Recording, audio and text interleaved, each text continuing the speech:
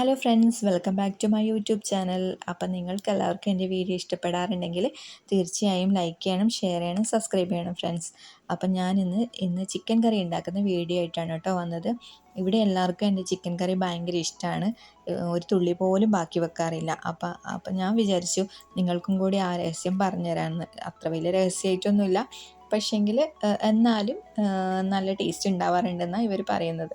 അത് ഞാൻ എങ്ങനെയാണ് ഉണ്ടാക്കുന്നതെന്നൊന്ന് പറഞ്ഞുതരാം കേട്ടോ. 4 ഉള്ളി, ഒരു 4 തക്കാളി, ഒരു പച്ചമുളക്, ഇഞ്ചി, വെളുത്തുള്ളി.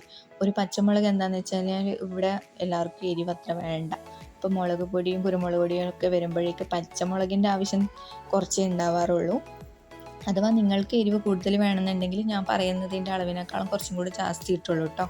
അപ്പോൾ എരിവെല്ലാം അവനവൻ്റെ ഇഷ്ടത്തിന് തന്നെ ചേർക്കാൻ നോക്കുക. അപ്പോൾ ഞാൻ എന്താക്കി, എല്ലാം കൂടെ ഒന്നിച്ചാണ് അരിഞ്ഞിടുന്നത്. കാരണം കുക്കറിലാണ് ഉണ്ടാക്കുന്നത്, എളുപ്പത്തിലാണ്, വേഗം ആവാൻ പറ്റുന്നതാണ് കേട്ടോ.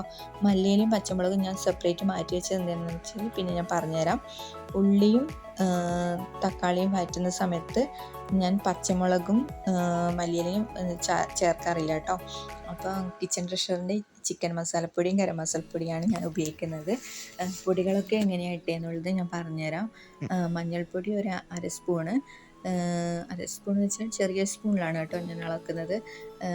അപ്പം അര സ്പൂണ്. പിന്നെ ചിക്കൻ മസാലപ്പൊടി ഒരു 4 സ്പൂണ്, മുളക് പൊടി ഒരു 2 സ്പൂണ്, പിന്നെ ഗരം മസാലപ്പൊടി ഒരു അര സ്പൂണ്, പിന്നെ മല്ലിപ്പൊടി ഒരു 4 സ്പൂണ്. അങ്ങനെയൊക്കെയാണ് ഞാൻ ഇട്ടിട്ടുള്ളത്.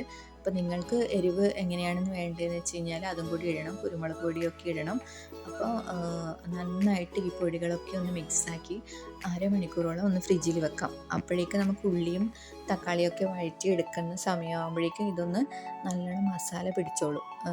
ഫ്രിഡ്ജിൽ വെച്ച് കഴിഞ്ഞാൽ എളുപ്പത്തിൽ അതിനകത്തേക്ക് മസാലയൊക്കെ നന്നായി പിടിച്ചോളൂ കേട്ടോ.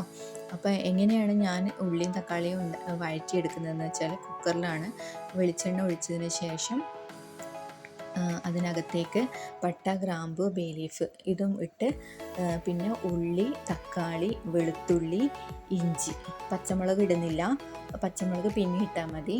അപ്പോൾ ഇതൊക്കെ നന്നായിട്ട് വഴറ്റി ഒരു നുള്ളു ഉപ്പും കൂടെ അതിനകത്ത് ചേർക്കണം. കാരണം വേഗം വെന്ത് കിട്ടാനാണ് കേട്ടോ. അത് 2 വിസിലോളം അടിക്കണം അതിന്. അപ്പോൾ ഇത് നന്നായി വഴറ്റിയതിന് ശേഷം വിസിൽ വന്നു കഴിഞ്ഞാൽ എന്താണ് അവസ്ഥ എന്നുള്ളത് ഞാൻ കാണിച്ചു തരാം. വെന്ത് കഴിഞ്ഞാൽ എങ്ങനെയാണ് ഉണ്ടാവുക എന്നുള്ളത്. അപ്പോൾ 2 വിസിലിന് ശേഷം അത് മൂടി തുറന്ന് വരുമ്പോഴേക്കും അതിനകത്ത് അല്പം വെള്ളമൊക്കെ ഉണ്ടാവും. അപ്പോൾ ഒരു തുള്ളി പോലും ചിക്കനിലേക്ക് വെള്ളം ഒഴിക്കേണ്ട ആവശ്യം വരുന്നതേ ഇല്ല.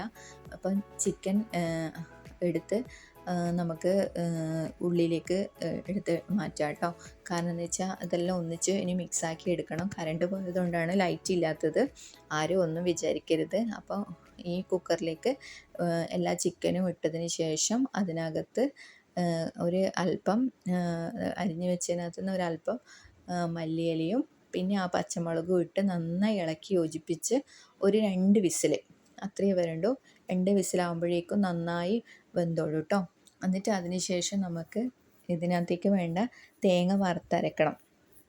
അപ്പോൾ തേങ്ങ നന്നായി വറുത്തിട്ട് ബ്രൗൺ കളറോളം ആവണം. നല്ലോണം വറുത്ത് ബ്രൗൺ കളർ ആയി കഴിഞ്ഞ് കഴിഞ്ഞാൽ മാത്രമേ വെള്ളം ചേർക്കാതെ നമുക്ക് ഒഴിക്കാൻ പറ്റുന്ന വിധത്തിലാണ് അരച്ചാൽ ഉണ്ടാവുക. ഇതുപോലെയാണ് അരച്ചാൽ ഉണ്ടാവേണ്ടത്.